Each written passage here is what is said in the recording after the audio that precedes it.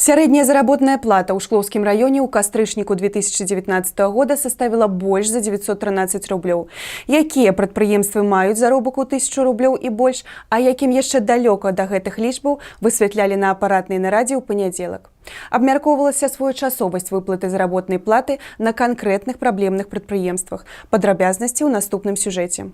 Адно з пытанняў апаратнай нарады – сярэдняя заработная плата. Намеснік старшыні Шклоўскага райвыканкама Сергей Незавец адзначыў, што ў кастрычніку 2019 года сярэдні заробак у Шклоўскім раёне больш за 913 рублёў. Па выніках работы за студзень-кастрычнік гэтага года сярэднямесячная заработная плата ў цэлым па раёну составила амаль 889 рублёў. 1000 рублёў і больш маюць такія прадпрыемствы, як Шклоўскі масларобчы завод, папяровая фабрыка «Спартак», завод газетнай паперы, Данон Шклоў, у сельскай гаспадарцы, Кавяды Агра. Адзін з самых нізкіх заробкаў назіраецца ў сферах будаўніцтва і аказання паслуг. Найбольшыя праблемы з крыніцай выплаты назіраецца ў сельскагаспадарчым прадпрыемстве эксперыментальная база «Спартак». Праблема ў нізкіх аб'ёмах па вытворчасці малака, а таксама немагчымасць рэалізацыі той прадукцыі, якую вырошчвае сельгаспрадпрыемства. Напрыклад, бульба, якая сёння не можа канкурировать на рынку з фермерскай. Специально затронул тему картофеля. Он занимается картофелем. Занимается у нас фермер картофелем.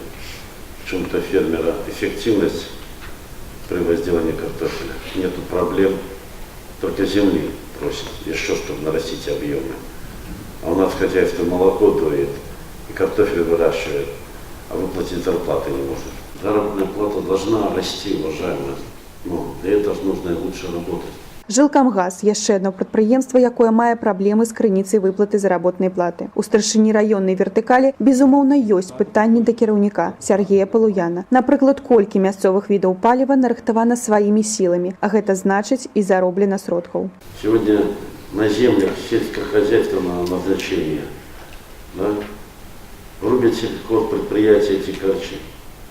Никто не подъехал, не взял себе определенные плюсы и не начал вырезать, выкорчевывать, чтобы не быть должным лесничеством. Посчитали экономику, что легче покупать в лесничестве. Конечно, если ничего не делать, если по кубу в день заготавливать, имеешь свои бригады, бензопилы, манипуляторы, имеется специализированная техника, но ничего не делаем.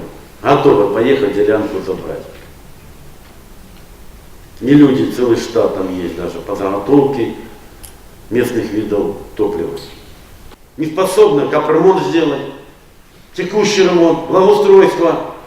У рамках пытання па прадстаўленні зямельных участкаў пад будаўніцтва ўласнага жылля Александр Ціток даў паручэнні навесці парадак у раёне Зарэчча, знайсці ўласнікаў пустуючых дамоў, каб гэты раён стаў не толькі знешне прыгожым, але і месцам, дзе людзям захочацца набываць зямлю на будучае. Сегодня же дом надо строить не среди поля, чтобы человек подводил газ, электричество, и это ложилось на себестоимость всего квадратного метра. Водопровод, канализация. Если это все вдоль определенных улиц есть, и человек с наименьшими затратами может построить дом. Не нужно проводить дополнительно газ, электричество, воду. Все рядышком во дворе. И вид улицы преобразится. Падчас нарады таксама было разгледжана пытанне аб выкананні плану па ўводу жылля ў Шклоўскім раёне за 2019 год. Аператыўная абстаноўка і, як заўсёды, былі заслуханы справаздачы зацікаўленых службаў па пытаннях выканання даручэнняў пасля асабовых зваротаў грамадзян у райвыканкам.